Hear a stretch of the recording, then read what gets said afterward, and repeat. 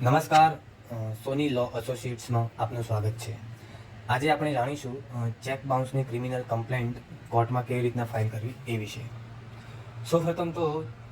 ચેકની લેવડ દેવડ financial transaction માટે થતી હોય છે. એમાં પણ કોઈ વ્યક્તિ, બેંક, સંસ્થા, કંપની વગેરે કોઈ વ્યક્તિ, સંસ્થા, કંપનીને રૂપિયા આપ્યા હોય, ધારો કે લોન પેટે આપ્યા હોય, હાથ ઉછીને આપ્યા હોય કે ઉધાર આપ્યા હોય કે કોઈ પણ અન્ય કારણોસર આપ્યા હોય, અને તેમાં પણ ઉપરોક્ત કોઈ પણ વ્યક્તિ કે સંસ્થાએ કરાર કે લોન એગ્રીમેન્ટ બનાવ્યો પણ હોય અને ના પણ બનાવ્યો હોય, અથવા તો વિશ્વાસ ઉપર અમુક રૂપિયા અમુક દિવસો, અમુક મહિનાઓ કે વર્ષો મુજબ પાછા આપવાની શરતે તેમની જરૂરિયાત મુજબ આપ્યા હોય, ત્યારે લેવાવાળી વ્યક્તિ કે સંસ્થા વગેરે સમય અવધિ મુજબ અથવા તો સમય આવે સિક્યુરિટી પેટે કે એડવાન્સ ચેક જે સહી કરેલ હોય અને અથવા રકમ લખેલ ચેક લેણદારને તેમને આપેલા રૂપિયા પાછા આપવા માટે ચેક આપેલ હોય અને તે આપેલ ચેક કોઈ પણ વ્યક્તિ, બેંક, સંસ્થા, કંપની વગેરે દ્વારા બેંકમાં ભરવામાં આવે ત્યારે તે બાઉન્સ થાય, એટલે કે જે તે પાર્ટીને પૈસા ન મળે ત્યારે કાયદાની ભાષામાં તેને ડિસઓનર થાય, એટલે કે નેગોશિયેબલ ઇન્સ્ટ્રુમેન્ટ એક્ટની કલમ 138 મુજબ તે ગુનો બનતો હોય છે, જેમાં મહત્તમ 2 વર્ષ સુધીની સજા એટલે કે સાદી કેદ અને દંડ રૂપે ચેકની બમણી રકમ અને અથવા બંને એ મુજબની સજાના ભાગરૂપે જોગવાઈઓ આપેલ હોય છે. હવે આપણે કોર્ટમાં કેસ કેવી રીતે ફાઇલ કરશું એ પ્રક્રિયા વિશે જાણીશું. સૌપ્રથમ તમને જે ચેક આપ્યો હશે એ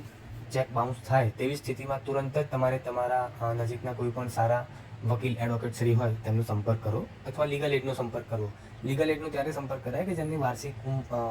આવક 3 લાખ કે જે નક્કી કરેલી છે સરકારે એનાથી ઓછી હોય ત્યારે. હવે ચેક બાઉન્સ થયાના 30 દિવસની અંદર એક ડિમાન્ડ નોટિસ મોકલવાની રહેશે, જેમાં બધી વિગતો, ચેકની ડિટેલ્સ છે, બેંક બ્રાન્ચની ડિટેલ્સ છે વગેરે વગેરે લખવાની હોય છે. ત્યારબાદ વકીલશ્રી અને અધિકૃત વ્યક્તિ એ નોટિસ ઉપર સહી કરીને તે નોટિસ સ્પીડ પોસ્ટ અથવા નામદાર કોર્ટે અપ્રૂવ કરેલ કુરિયર દ્વારા સામેવાળા વ્યક્તિના સરનામે કે ઓફિસે મોકલવાની રહેશે. હવે તે નોટિસ PDF બનાવીને સામેવાળાના ઈમેલ એડ્રેસ પર પણ આપણે મોકલી શકીએ છીએ.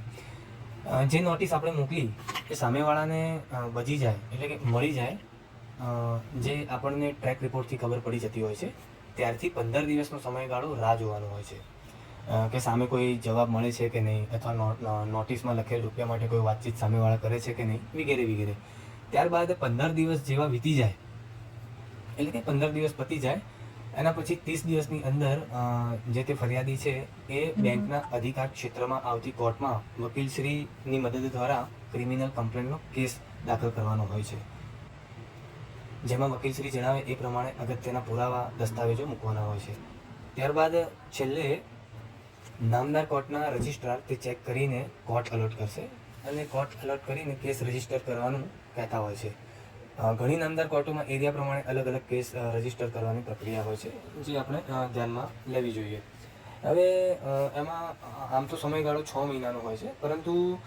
કોઈ સમયે સમન્સ, વોરંટ, સામેવાળા હાજર હોય ના હોય, એવિડન્સ ઓફ પ્રોસિક્યુશન એટલે કે ઉલટ તપાસ, પછી સામેવાળાને વધુ પુરાવા મૂકવા હોય, એ બધી ઘણી બધી પ્રોસેસ થતી હોય છે, એટલે 1 વર્ષ 2 વર્ષનો સમયગાળો પણ વીતી જતો હોય છે, પરંતુ આખરે નામદાર કોર્ટમાં ન્યાય તો મળે જ છે.